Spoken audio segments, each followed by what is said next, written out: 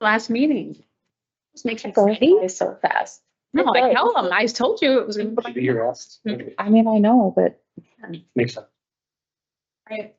All right, thank you. Good evening, everybody, and welcome to tonight's regular board meeting for Monday, May 12th, 2025. This time I'll call this meeting to order. We have met compliance with official notifications. Roll call, please. Catherine German. Here. Laura Gapsky. Here. Nick Olson. Here. Sarah Schubert McCone. Here. Shelley Moen. Here. President Steve Olson. Here. Nick Schumacher here. Can we all please rise for the pledge of allegiance?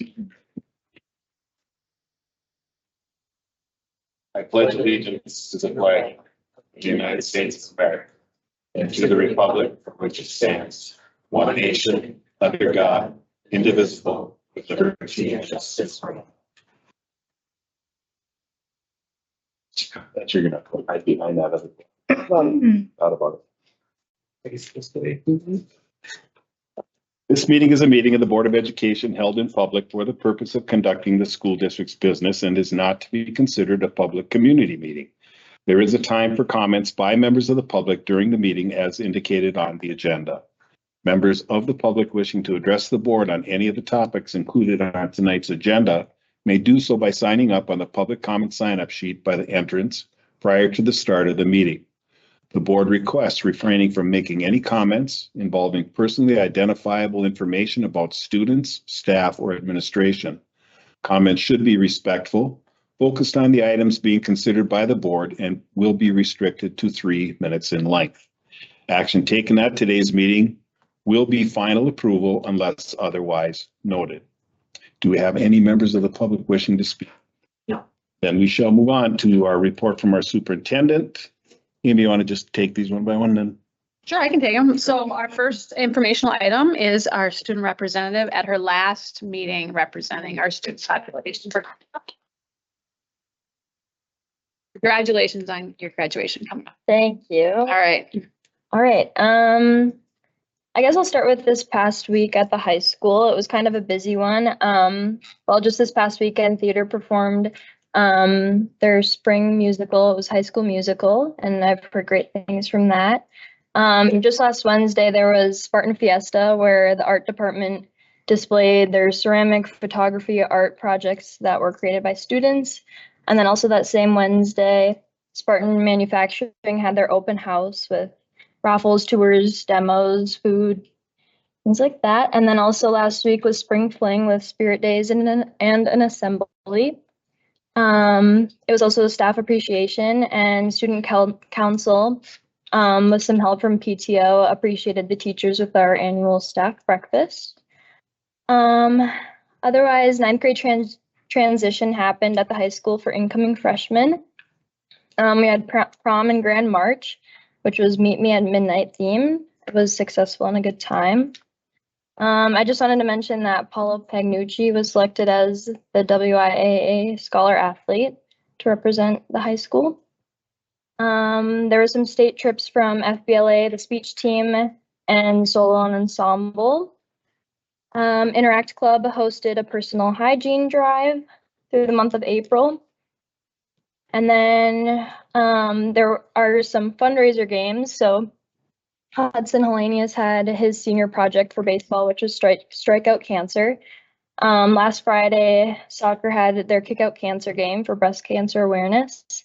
And then softball has an upcoming Battle for the Bong Center on May 19th, which is Paige Johnson and Ariana Robilard's senior project. There's some upcoming band and choir concerts later this month. Last week and this week, AP exams were taking place. This Thursday, there's a wellness and mental health awareness night. This Wednesday is scholarship night. Next Wednesday is honors night. And then graduation, all night grad party, end of the year. That is a lot of things. Yes. Taylor, may I ask about the hygiene drive? Where was that, for the high school or the district or somewhere else? That was for where the stuff went. I'm not sure actually. Yeah, I don't know. They do it every April, I think. For the past couple ones, it's called Power to the Shower, and they collect hygiene, but I'm not really sure. It's Right. That's okay. Cool.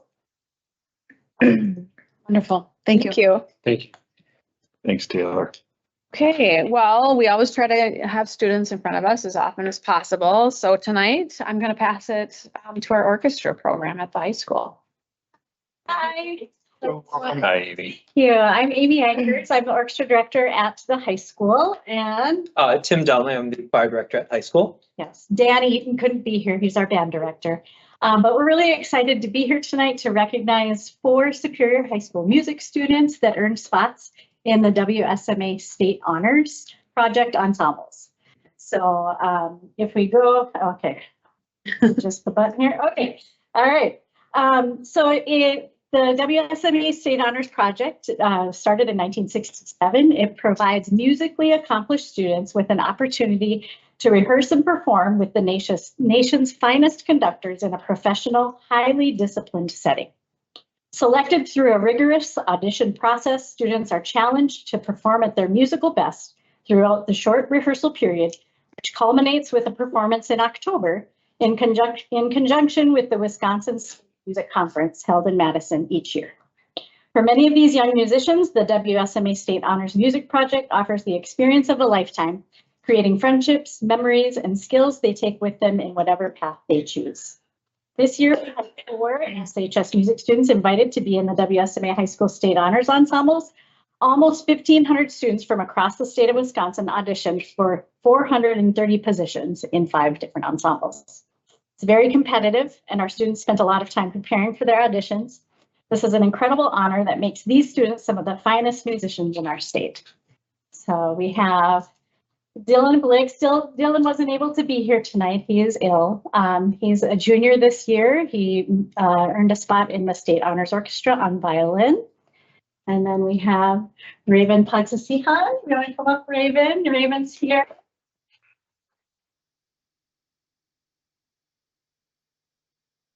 Raven's in the 10th grade this year, and he earned a spot in the State Honors Orchestra on cello. Well done. Congratulations. Twist. Zach is in grade 11. He's a junior, and he earned a spot in the State Honors Mixed Choir singing tenor. Wait. And then we have Nick Frayne. Nick is a sophomore, grade 10. He earned a spot in the State Honors Jazz Ensemble on trumpet. This will be Nick's 2nd year in the Jazz Ensemble. Way to go. Thank you very much. Congratulations to all of you for your hard work. Thanks for bringing it to us. Thank Very well. Did we already get a photo, or is that Uh, been? Dylan's not here, but we could get. You're cool. Okay, good. Thanks, David. Okay, and then my last informational item is Bryant Elementary with an update. So you have some folks here to help you. Very important people. Yes. Thanks for having us. Congratulations to the 2 of you. Excellent job. Great additions to our board. I have with me tonight 2 people. I brought some people that could speak really well to our data, and I want to celebrate them as well because a lot of it has a lot to do with their work inside of our school, also our teachers and our overall community inside the building. But I brought Matt Kaspzak. He is our counselor. He's going to talk a little bit about some of the behavior data and things that we've been seeing and some changes. And I brought Kelly Jobin, who is our EMLSS interventionist at our school, who works with a whole bunch of kids and teachers directly collaborating throughout the year. So they'll be speaking at a couple of moments throughout and provide you with some really interesting stuff. So let's start out with just some school-wide celebrations I just want to briefly touch on, and they're going to touch on a couple. PBIS this year has been absolutely amazing. James Maluk is our leader currently, and Mr. Kaspzak is going to be our leader next year. So James is stepping down, and Matt is going to be taking over. It's a great transition. Matt's been working with the PBIS team here at the district level for the entire year, and he's been on our team ever since he came aboard 3 years ago. This year we had something new started by our 5th grade teachers, Penny Hudson and Stacy Burfield. We actually got some 5th grade ambassadors. They join us at every PBIS meeting, and they kind of tell us what we should be doing differently. Some cool things that we are adding. We have an end of the year celebration. They wanted a photo booth. So between the PTO, our PBIS team, we put together, and obviously Sounds Unlimited, Corey's going to bring the photo booth over and just something fun to add. They also are picking out our craft activity and our rotations at the end of the year. So they're getting involved, and Yeah. it was our first year, so trial run, and so far so good. So Reagan Lorbach in 5th grade and Nevaeh Rockwood are 2 5th grade ambassadors. So, and they are chosen by their peers after they give a presentation in their 5th grade class. So it was in the fall, and it was kind of like a student government project with the elections. Our 5th grade teachers thought it would be really good for them to present and have ideas, and they were elected by their classes. So that's how they got to be student ambassadors. And then we just, I think, really focus on our relationships, but I'll let Matt kind of talk about that. Referral data, Matt's going to drill on that as well. You're going to be shocked at how much improvement we've made in that category. I'm going to celebrate some student and community activities here in a second with some cool pictures. And then Kelly is going to kind of focus on our academic data and what we're doing in our classrooms throughout the school. Ms. Schultz. Today. Yes. Show anyway? Yes. Mhm. Oof. Okay, I can speak to that one. It's an exclamation point because we took second in the tug of war for the first time. I think it had a lot to do with the bracket we were in, but it was a huge celebration for us. Our 5th grade crossing guards over there, right now, they're actually mentoring our 4th graders. So we have 4th grade and 5th grade mixed on our crossings. Sarah Berquist, our family engagement coordinator, kind of heads that up. We just had a huge celebration for all of them. So it's awesome. They do a great job. That picture on the right is our 1st grade. They dress up for our 100 days of school. We have some kind of cool costumes. Some of our teachers come looking like they're 100 years old. It's kind of funny. Then they're not even close. This is a one we've not had before. Well, my secretary pulled these pictures off Facebook, so I'm guessing that might have something to do with it. I can see it when we're just in the regular slides. So I wonder if I'd hit escape and then I can just scroll through them if you want me to. To see the picture. If you want to, Let's see I it. don't want to take up too much time. Well, you're, see it. It's showing on my personal computer. Let's So- refresh the page. Oh, yeah. There we go. A Right. little bit distorted, but. So our back to school assemblies, part of our PBIS initiative, every month we meet and we celebrate and we talk about a new second step mission. And this particular picture on the right, sometimes we'll do a different group that presents to the entire building. So we're all sitting in the gym and our 3rd grade got up and they presented honesty. So each kid you'll see is holding a piece of paper and the microphone goes down the line, and they came up with the sentence and the expression as to how we could show honesty in our school. So it's super awesome. James kind of puts together all of them, but we have several grade levels. Matt did a cool video one week or 1 month. And so every year we focus on a second step characteristic, and it's pretty awesome. This month is perseverance. And then that's our back to school assembly. We finish every assembly with the school song. It's great. Every kid knows it by heart now. I feel like I'm at a Spartan football game singing the school song. And the kids are smiling when they're singing. It's the best thing ever. Oops. And then this was an Earth Day celebration day. We had some PTO involvement, family engagement coordinator, and then all of our grade levels went outside with their buddies and cleaned up our community area. Some went to Webster Park and cleaned up that area.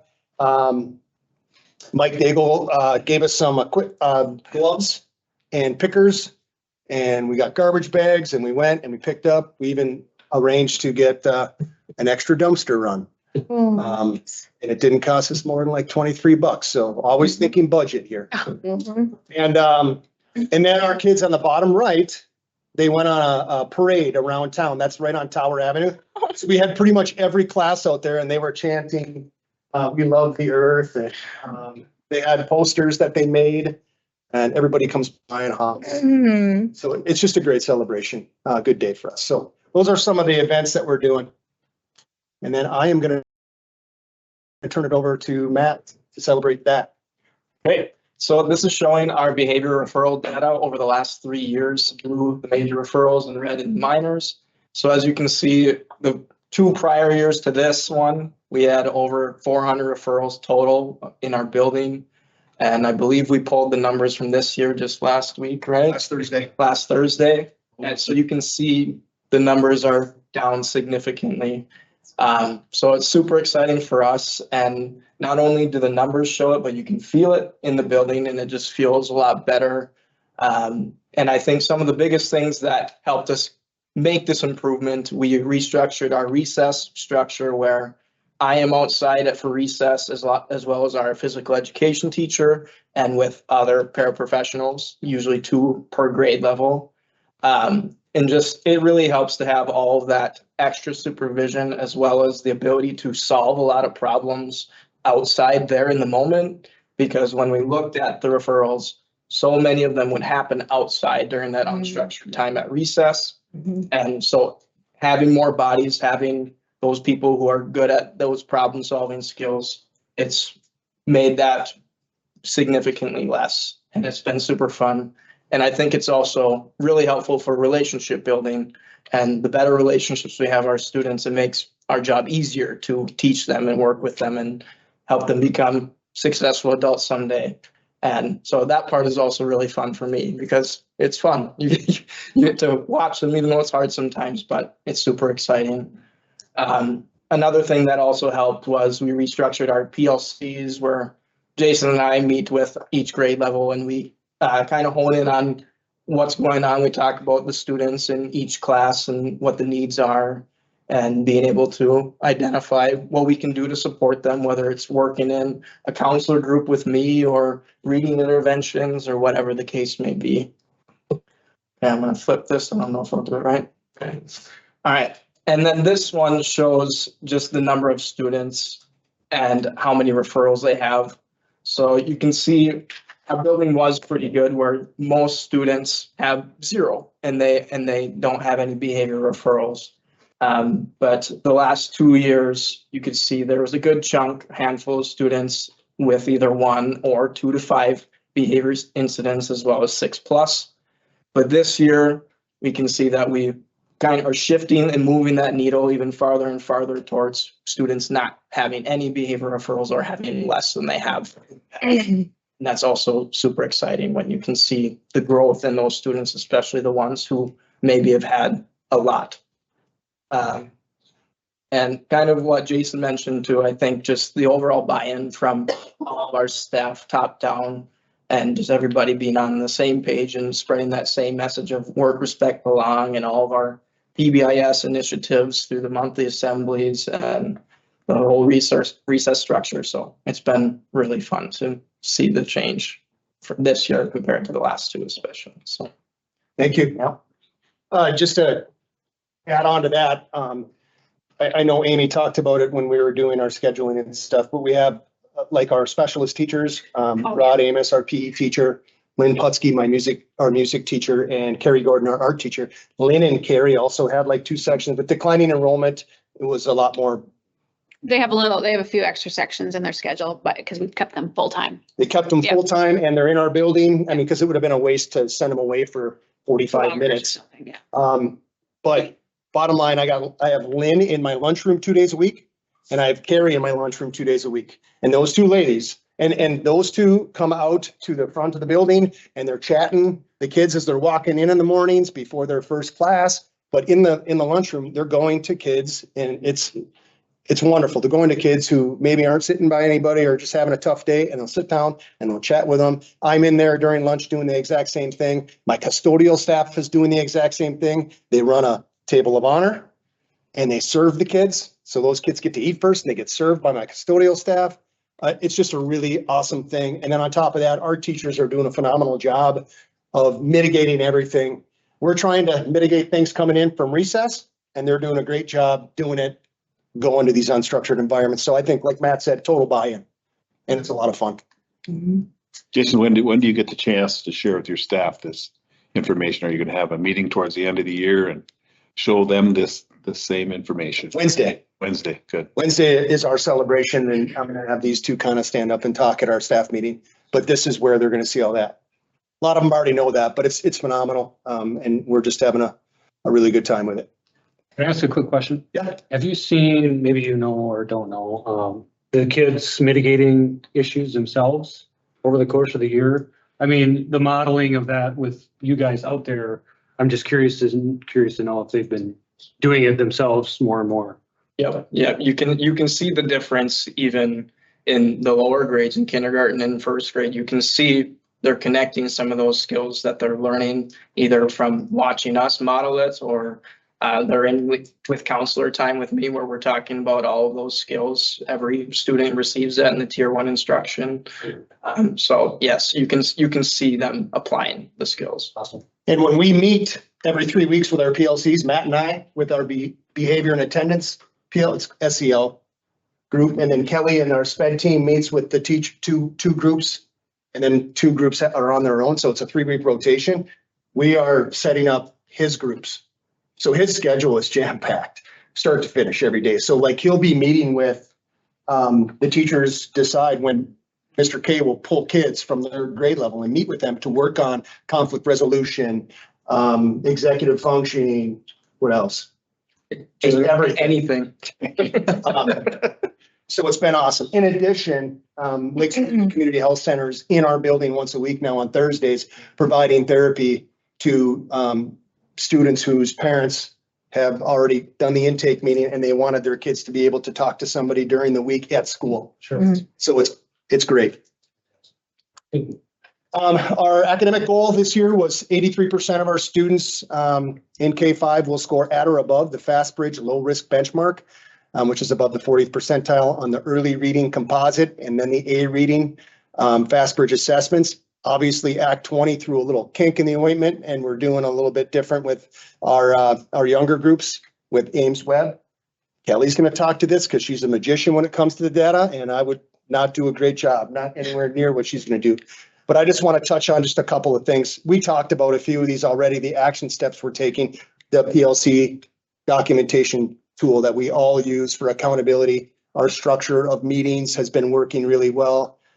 We've done some learning and some texts throughout the year on best instructional strategies to use for students who are struggling in reading.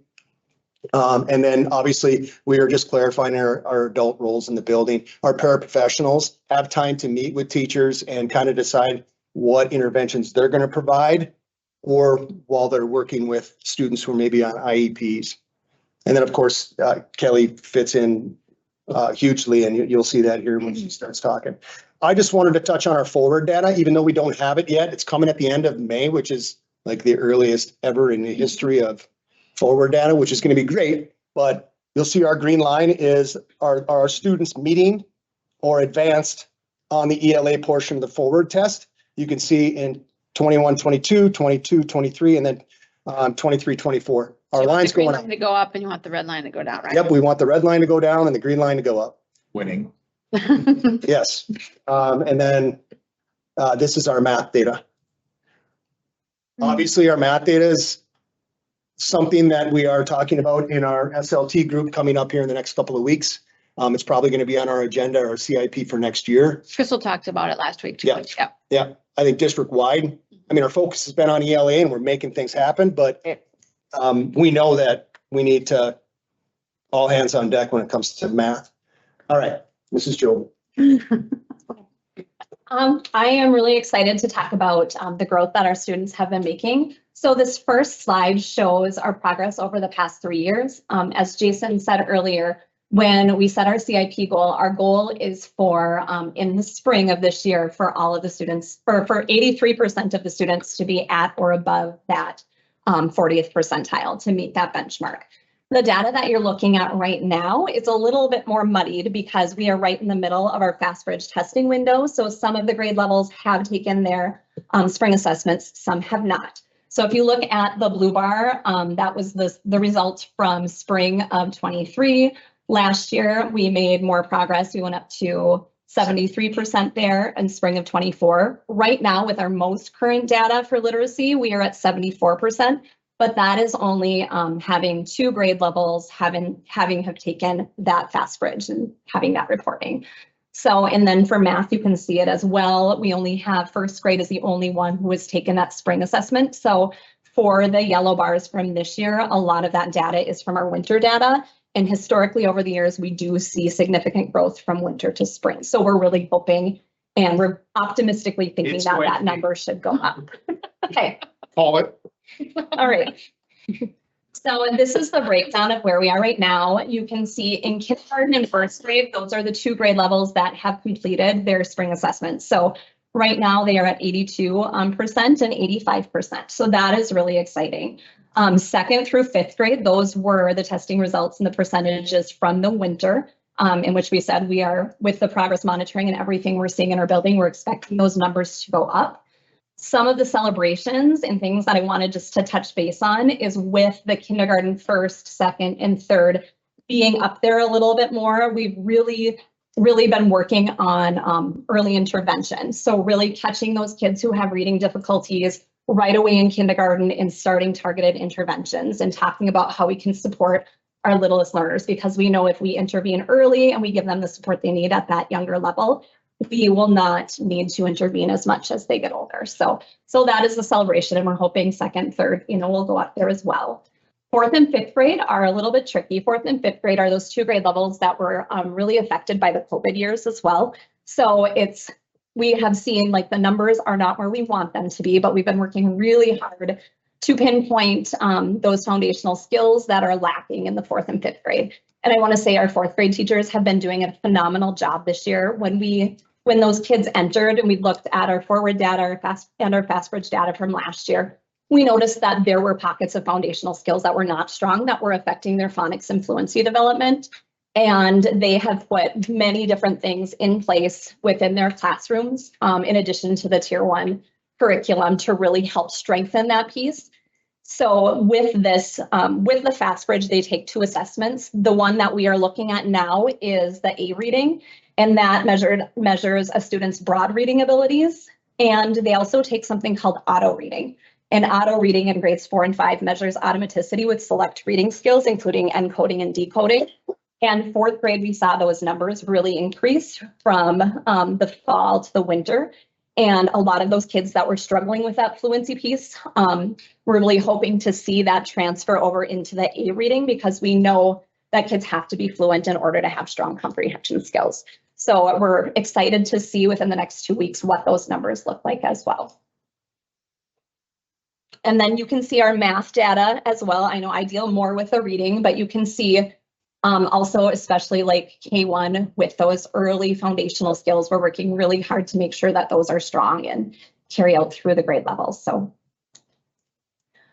this year we had Act 20 and we had personal reading plans in place. This was brand new to us. All of the students in grades K through 3 took an assessment through Ames Web Plus, and it measured their fluency. So they took 1-minute tests in kindergarten. They did letter naming and letter sound fluency. And in grades 1 through 3, they read passages 1 minute to see how many words correct per minute they could read. So in the winter, there were 42 students who were flagged that were below that 25th percentile on the screener. From there, all of the kids that are flagged, we pull and we do diagnostics to look at what foundational skills they may be missing, or was it, because this was a total of 2 minutes, was it really an off day? So of those kids in the winter, we put 37 of them on personal reading plans. A lot of them were really close and could go either way, but we wanted to err on the side of caution and make sure that we were communicating to parents really well and that they could see the specific supports that their children were getting. A celebration was that when we did this in the spring, we only had 33 of those students flagged. So we were able to exit 8 students from personal reading plans. And I believe we put 2 kindergartners on them just because they knew their letters and sounds, but they weren't at the automaticity point. So we wanted to make sure that we had those targeted interventions documented well too. So we had 31 on reading plans. So then, if I can just, one more thing, sorry. So one of the things I really wanted just to mention though, was because we're seeing really good results. And one of the things that we are seeing is that strong collaboration in our building, and that has been super critical. So I've been teaching the district for 19 years, and I feel like this is definitely the most cohesive as a staff we have been. Every single person in our building is working on helping that whole child and develop them and see how can we support them, not only in reading, but just in all aspects of their life, which leads to that academic data too. Teachers in our building are sharing students with each other at grade levels. They're sharing amongst other grade levels. It's just really cool to see everybody working to make sure that students don't fall through the cracks. It's really cool. Thanks for sharing. Thank you, Kelsey. Thank you, Matt. I walked into a fourth grade classroom the other day to observe my teacher, and I'm like, this isn't your class. And there was a smattering of kids from his class and some from another class. And I'm like, because in the last 9 weeks, as teams, we were like, what are we going to do for the last 9 weeks to make the most difference? You know, how are we going to get the most bang for our buck? And our teachers are very specific with their interventions. They like some things they're really good at. So we put the kids that needed that with that teacher, and they did an amazing job. So Awesome. it's been really fun across the board. We're using our adults the very best way we can. Challenges, state testing Act 20 was new. It's not that it's a challenge, just we're testing a lot. I'm just going to be honest. I'm going to tell you that we're testing a lot. Yep, agreed. The best thing about our district is we are already doing all the interventions. We don't need personal reading plans in the city of Superior. We already have that in place. That's the most beautiful thing about what we had going. We had a fast bridge. We were getting data. We had our systems and our structures built into our day. We didn't need it. However, we're doing it because we need to. But that's a challenge. Scheduling it's not always my favorite part of the job. Attendance, I'm going to show you something here in a second. It's a concern, but also a celebration. And then housing and community resources in our neck of the woods. I'm going to be honest. I spent a lot of time talking to the county, Carrie Hennessy here at the board office, about many of our kids who are on McKinney-Vento, and just trying to provide them with resources the best way we can. We have kids that are in less than fortunate situations, and we just want to take care of them and make sure that they're in school every single day. Right. Right here is a concern, but also a celebration. Take a look at our chronically absent. Chronically absent, the state of Wisconsin is greater than 16 absences. And you'll see that we dropped that number over the last 3 years, from 15 to 12 to 10. But my favorite statistic, does this laser work? Right here. So you see these red and the yellow? Yeah. 11 plus, basically red and yellow. We've shifted it. Yeah. We are doing attendance postcards. All of our teachers have 20 attendance postcards. So if the kid's gone for a long time, they come back. We're like sending a postcard saying, hey, great job, keep it up, keep going. My secretary is just a very integral portion of this. We used to have Eva Gray used to be a part of and Natalie Lapine. They would send us all these things and kind of do it for us. And all I had to do was make a phone call and talk to the parents. Now we're doing it ourselves. So every Tuesday, Nicole Booker, myself, my secretary, we meet, we line up truancy meetings, and we're just communicating as often as possible. But it's getting better. And I think a lot of that has to do with our culture, our climate, the relationships that we're building with our kids in class. Like Kelly said, we're not just there for the academics, we're trying to build the whole person. Yeah. So we're, every day, I kind of end my day with, don't forget to be kind to one another. And that's what we're trying to do, is just build that culture in the building. So long update. I'm sorry, Amy. It was a very good update. But I had to bring these people, who needed to be here to talk because. We've had a lot of good celebrations. Yes. So. Thank you. Thank you. Thank you. Appreciate it. Excellent. Appreciate you all. Thank you. Oh, I was gonna ask, is the Lake Superior Community Health Center, is that exclusive to Bryant or? There's a couple other schools that also. I think all of our schools, well, most of our I schools. know maybe not middle school, I think ours. Great Lakes for sure, Cooper, Yeah, Northern Lights. yeah, I think they are in all of our. We have one person that comes over. I hope we keep it. I really do. Yep. And they are continuing with our kids all summer. Yeah, So they're they have. transitioning Yeah. from the school and providing the same care throughout the whole summer. So it's great. Yeah, thank you guys. Thank you for your hard work. Have a good night. Bye. You too. Hey, cool. Cool. You want to take over the rest of my report? Sure, I'll take that from there. Thank you very much. Action items, consideration of overnight field trip request from Michael Hart for 8th grade students to attend Washington DC and New York City during spring break 2027. Motion to approve. Second. Motion and second to approve the overnight field trip request. Can I add just a little bit to that, Steve? Yes. No. That's Steve, sorry. Mike did a nice job of getting back to me. He did a little bit of research to find out kind of how other EF districts have handled these different trips, either overseas or across the country. He did sort of an informal survey of people he's connected to. He said of the 27 other coordinators that he talked to, 20 of them continue to have those go through the school board. He said 7 of them don't go through the school board. I told Steve, I kind of prefer if we keep having these conversations at the board level. I just think for transparency and clarity, knowing where our kids are going for these events, I think is important. Plus, I think it's good to highlight that we give these kids lots of cool opportunities too. So that'd just be my recommendation. We keep bringing it forward. Was there any rationale for why the other 7 don't, or just? Okay, not really. Curious. It just says it didn't require board approval for their district, so. Okay. Thank you. Bring it back to us. Is there any further discussion? Hearing none, all those in favor signify by saying aye. Aye. Opposed, motion carries. Consideration of overnight field trip requests from Leah Herman Gunderson for students in grades 9 through 12 to attend Greece in June of 2026. Motion to approve. Motion and second to approve the overnight field trip request for Leah Herman Gunderson. Is there any further discussion? Hearing none, all those in favor signify by saying aye. Aye. Opposed, motion carries. Just a comment a little bit on, to follow up, Amy, with what you're saying a little bit. I think it is probably the right thing to do that we are approving the transparency issue. Our policy alone, after reading it a little bit more, I know, Sarah, you had a question about, do the athletic teams on an overnight have to have permission and stuff?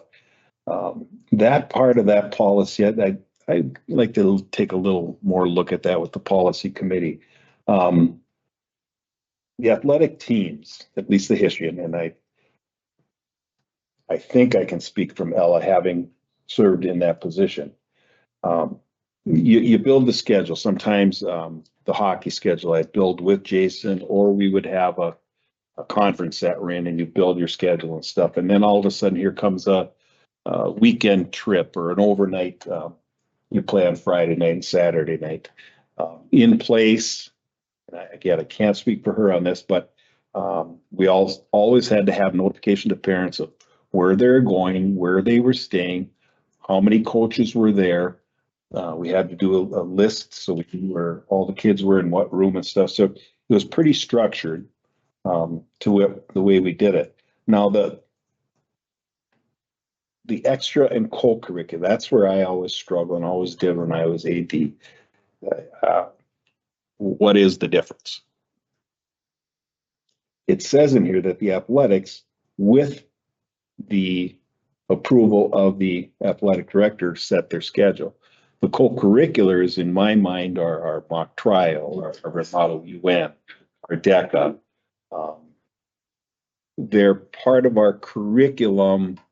They have to have certain permissions. No, not permissions.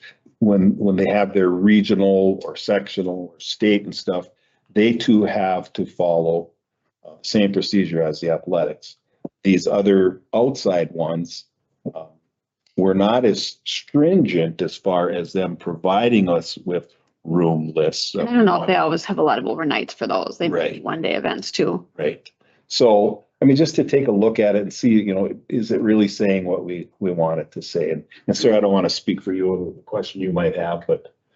No, I just wondered why athletics does not get a board approval for overnights was my main concern. And my other concern is how many students are they taking, or how many athletes are they taking versus how many adults are going with them? That's my other concern. I wouldn't want to be responsible for 15 to 20 children on my own, especially at the high school level. So I can't imagine coaches trying to juggle that on their own. The other conversation we've had separate from that process has been from a budget perspective. How many overnights are we funding and what does that look like?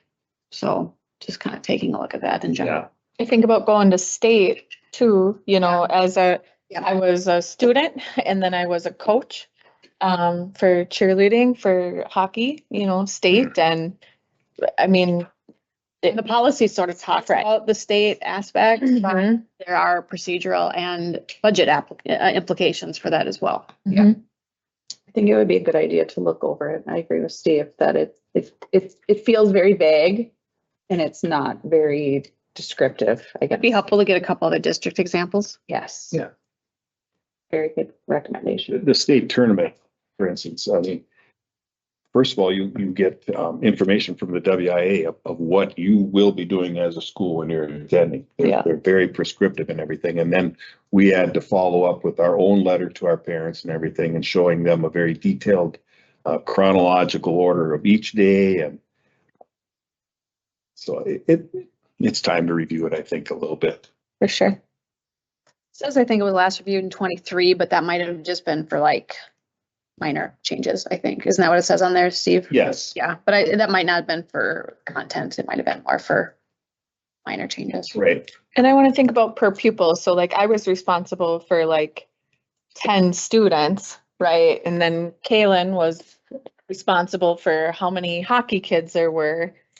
But And in that was their assistant coaches and then exactly. the athletic director, Yep. the principal. And if the principal didn't go, he or she had to have another designee Mhm. in their place and stuff. So Mhm. So for sports though, for an example, parents were told to stay at a different hotel than where the students are, and maybe that's some of the policy stuff that I'd just be interested in looking more at. And I'd like to involve coaches and Ella and For sure. yes, Yep. definitely. All right, so sidetrack there first. Thanks, Sarah. That's a Thank you. good question. Next are our board committee reports, teaching and learning, informational items. Hello, Jen, how are you? I heard you are a little ill. Are you okay? Pardon? You ready to go? You okay? I think I'm okay. Okay. I'm all right. Been coughing a little bit over there. I have quite a few updates, but so that's why I wanted to be here tonight to share some things that are happening. Kindergarten transition.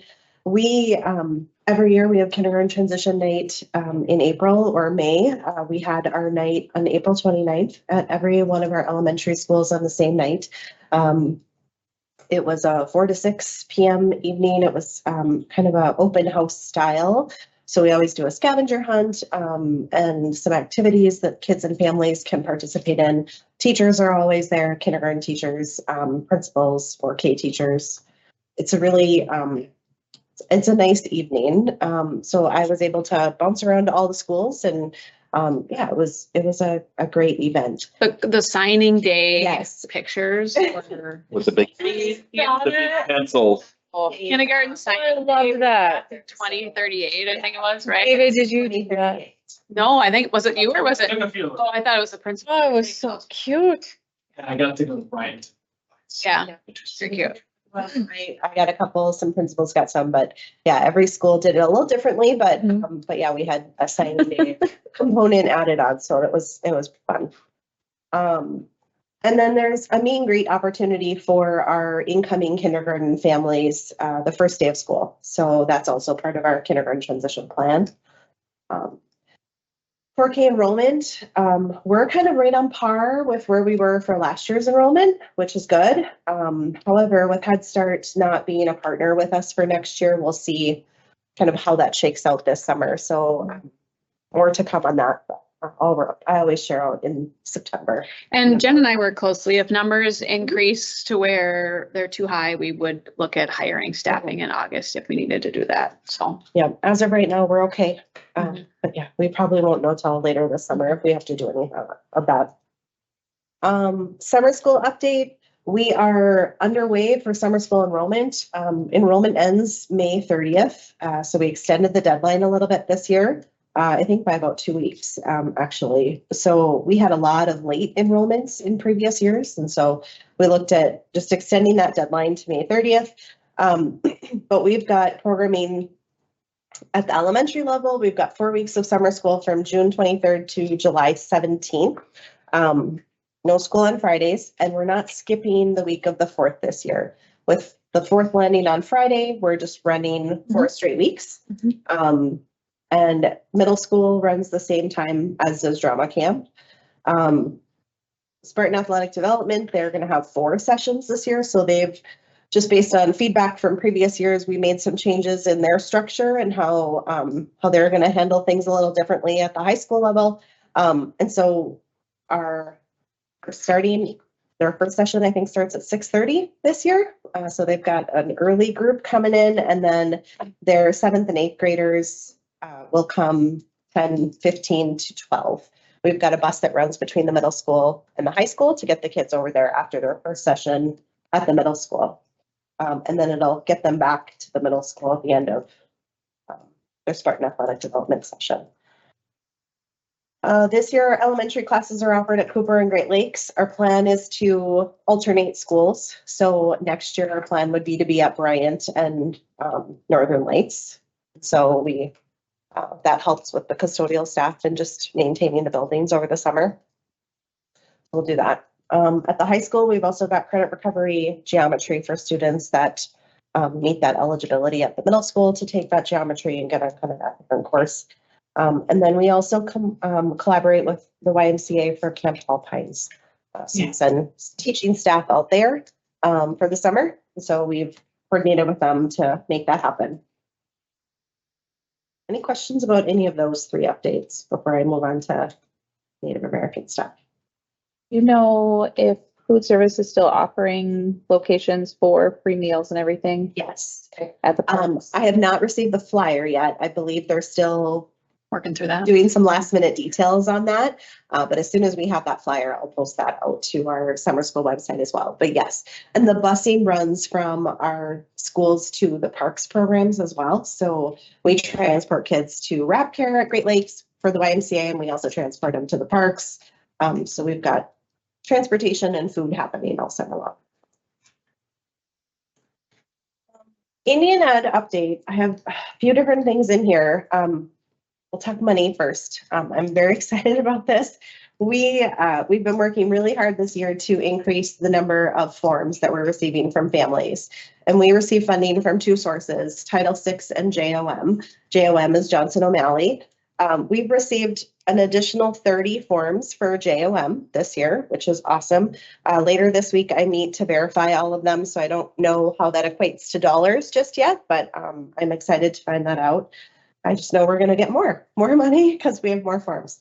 And then our Title VI, we've seen an increase of $6,000 that we're receiving for Title VI funds due to the number of forms, the additional number of forms that we've collected. So that'll continue to be a goal of ours moving into next year. We'll just keep going with that. I mean, obviously our goal is to get all of our students forms that we can. We have a lot of families in this particular area that for whatever reason are not closely connected or tied to their tribes.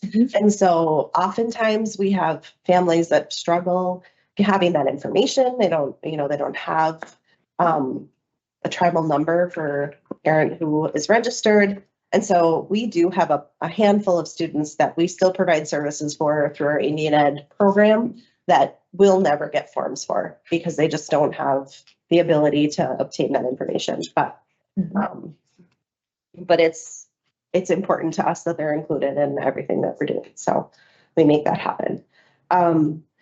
We also have a grant that we've used this year and it rolls over into next year. It's a Native Pathways grant. It's specific for providing students with information and support for applying for college and career opportunities after high school. So we held a FAFSA night at the high school. I've met with high school students during their lunch hours to do little sessions with them on talking about how to pay for college, talking about how to apply for scholarships, just being aware of what's available and what's out there. there are many, many Native scholarships that are available on top of what our schools and our foundation offer. So just helping them be aware of all the different opportunities for them. So we've been doing that. We'll continue that next year as well. Then follow up from previous months when we talked about Native drumming happening at the high school graduation. I know that we had talked about having some information in the program available for families and community members to just hear about the lyrics and what was being spoken, the translation. Here's what we have that we're including in the program. I've shared this with Erin says already to include, but the Native American honor song performed today is composed of vocables. They are syllables without specific meaning. These are commonly used in Native American music to convey emotion, respect, facilitate communal singing across different language groups, and are deeply meaningful in Indigenous cultures. This song is offered in honor of all of our graduates, recognizing their accomplishments and the support of their families and communities. So that's the little blurb that'll be in there. There is no translation per se. Yeah. So Where did we decide, did we decide where it landed in the sequence? I don't know where he's gonna put it. Okay, do we need to still figure that out? He and I have talked Okay, a little bit, okay. and I'll follow up with them. Yeah, it could Okay. be, I mean, it really could be anywhere, so. Yeah, there's just a couple intro things that we do Yeah. at the beginning, so we just need to Right. figure out where it best lands, yeah. And then last but not least, I'd like to invite all of you to our Native graduation ceremony. We are having a Native ceremony on May 29th at 6 p.m. We'll be at the Billings Park Civic Center, so you have invitations. Yeah. You're welcome. Thank you. And we always have a dinner this year. Pretty. This year we're having Mama T's cater, and she is working closely with our family engagement coordinator to provide a traditional Indigenous meal. So that'll be really special. And then we always have some drumming, and we'll have a speaker and a little presentation for the students. So we hope you can make it. Any questions for me? I do. Any involvement with Juneteenth? I mean, I know there's not school, but will we have a presence there? But yes, I do. I just shared it with Doddle today. People don't know what Doddle is. Sorry. We meet once a week. Our Department of Teaching. Department of Teaching and Learning. So I just shared it with them today. I do have a resource ready to be pushed out. It's similar to Martin Luther King Jr. resource that I've shared before. So just lots of videos, stories that teachers can read with students, articles that teachers could have students dig into. We Lots liked how of you had it different kind of ideas. divided by age By grade and level. developmental level, so it was Yeah. nice. Yes. So yes, it's ready. Once everybody says it looks good, then I'm planning to push it out later this week or next week. Great. Thanks so much for all your hard work. It's amazing. Thank you. Done. Thank you. Thank you. Jen. All right, moving on. At the committee of the whole meeting on May 5th, we had a very energetic, enthusiastic, Slimy. interesting presentation from Lori Dance from our school forest. That was quite the experience. I suggested to her, and we'll follow up later, but having an opportunity for us to go out as a group to the school forest at some point next year. Please. It could be a site visit, yeah. Exactly. Just excellent. Crystal Hintzman also gave us an update on the new math curriculum. Kate Tesh doing her job as she always does. The state assessment update, and then the strategic plan, how that's going to be moved forward, and then what it'll look like next fall, and then some other steps that'll come along the way. Right. Yeah. I'll make a motion to accept the teaching and learning committee report. Second. So second, to accept the teaching and learning committee report. Is there any further discussion? I have a question about the universal school supply list. I know it's not on the agenda, but I've heard quite a few teachers concerned that, not concerned, but there's a lot of things that they get donated by parents that they either don't use, or they maybe have a whole stockpile of something that they never use, that they're trading, you know. I just was wondering if there would be any possibility to maybe revisit that, maybe reach out, do a survey, see if somebody wants to include something that's not on the list. Every year we review it. Okay. We never make everybody happy. It's kind of like the school calendar. But I just want to kind of go back to, we have really tried to scale back the school supply list. Like, we believe we should be supplying pencils. We should be providing Post-it notes. Like, those are the things that we should be supplying. We had been putting, I felt like it kind of got a little out of control for a while. We were putting a lot of burden on families. If you had 3 kids, it was going to spend, you're spending well over $100 on school supplies. So we really tried to scale it back to what do we need to do. So we have scaled it back a lot. I thought you were going to say we needed to add more things, because like that's the opposite. No, but I kind of, I know that there's some things on there like, you know, like what Lysol wipes and things like that, that teachers really want on the list that maybe aren't on the list, or just things that they use every year. And I know that a lot of them will send out lists once school starts again. But by then, you know, you go to the store and everything's kind of picked over or gone. So, well, I will say that we do revisit it every year with our Okay. teachers and give them the opportunity. Tell them to speak up. Yeah. Got it. Sarah Hollingsworth does a really nice job in kind of facilitating that process for us. She's done that this spring too. Yeah, Thank you. we'll keep revisiting it.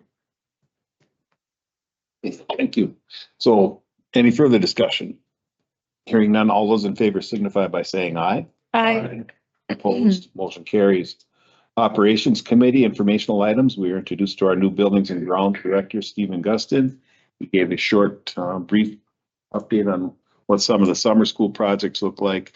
And then I know that he's very amenable to trying to put together the type of list that we're really looking for, short term, long term, and then the effects, obviously with David with the budget.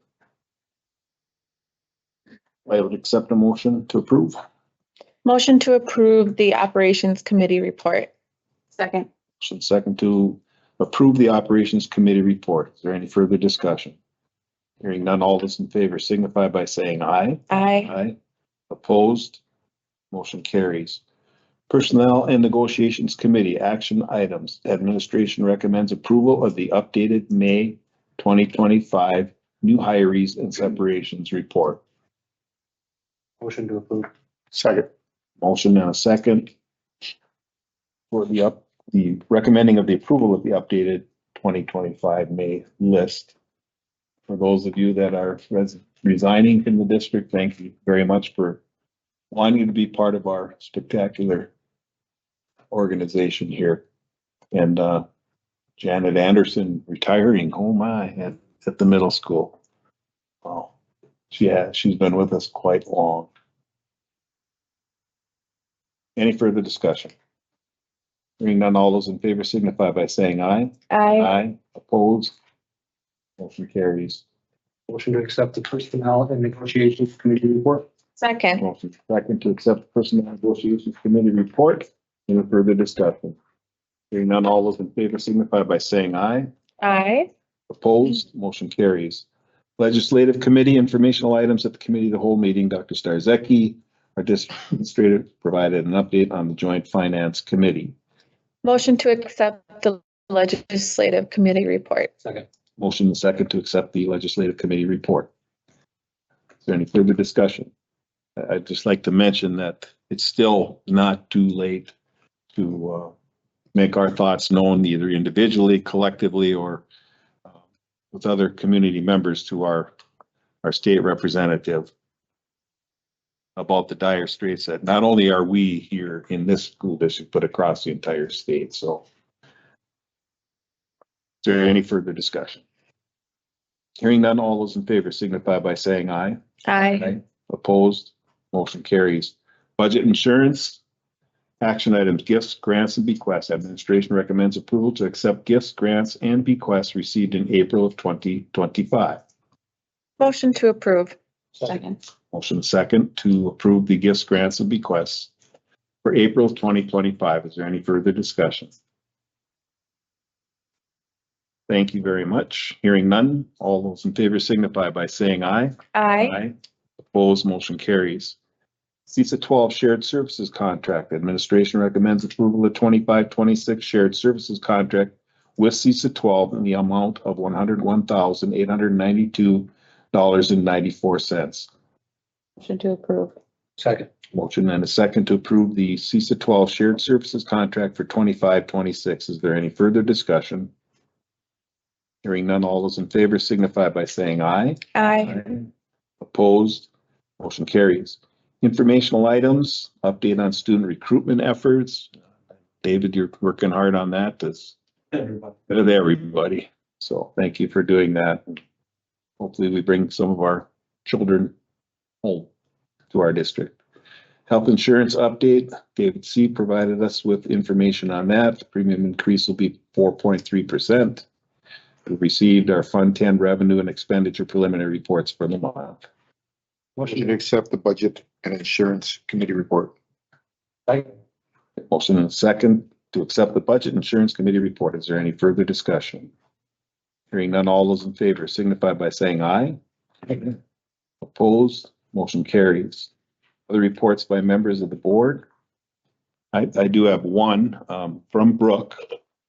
Brooke was on the scholarship committee, and she provided us with some information from her last meeting on April 24th. I attended my last scholarship foundation meeting. It's always my favorite time of year to share the exciting numbers with everyone. This year, the foundation was able to award 131 scholarships totaling $382,200. This is amazing and is an increase from last year by $54,000. Every student who applied received at least one scholarship. Thank you to all the donors and board members who make this foundation such a huge success and such an amazing asset to our district and our students. It has been wonderful to be part of the scholarship recognition committee. And as you mentioned, Taylor, the scholarship night is this Wednesday, May 14th. The honor night is the 21st. Going on throughout our district, our spring concerts at the elementary, the middle school, the high school, and it's just, May is always kind of cool. Not only getting to the end, but watching the excitement with all of our programs and what's going on in the schools. Any other reports? Yes, I feel like it'd be amiss to not acknowledge the incident that is being taken very seriously by our school district and our staff, working really, really hard to ensure that all of our students are safe and our athletes are conducting themselves in a way that keeps everyone safe and respectful, and just our Spartan morals, right? Like our code of conduct here. And so again, just wanted to reiterate, we're taking that very seriously and very much care about the safety of all of our students. Any other reports? Any other district or program highlights? Taylor pretty much took them all. I think she covered them well. Again, Taylor, thank you very much for being part of the board. And I sure enjoyed your reports and wish you very well. Best of luck. Thank you so What's your much. plans next year? I'm going to UMD. I was wondering. Yay. I'll be running track and cross country and majoring in civil engineering. Oh, lovely. Well done. Thank you. All right, the last thing, consideration of bills and pre-approved bills. Need a motion? Make a motion to pay the bills. Second. A motion and a second to pay the bills and pre-approved bills. Is there any further discussion? Hearing none, all in favor signify by saying aye. Aye. Opposed? Motion carries. The next committee of the whole meeting will be Monday, June 9th, and the regular board meeting, June 16th. This time I'd entertain a motion to adjourn. Motion to adjourn. Second. Motion and second. Adjournment. All those in favor signify by saying aye. Aye. Opposed? Motion carries. Thank you. Thank you. Oh, it is June. So. Probably June 2nd. Oh, June 9th. It's the second. Oh, the second. Do I need to make, are we still live? I'm a motion, you're making a motion. Yes. Forward. Oh. This is the actual meeting, which is actually. Darn. I was You thinking could- after oh, graduation. geez.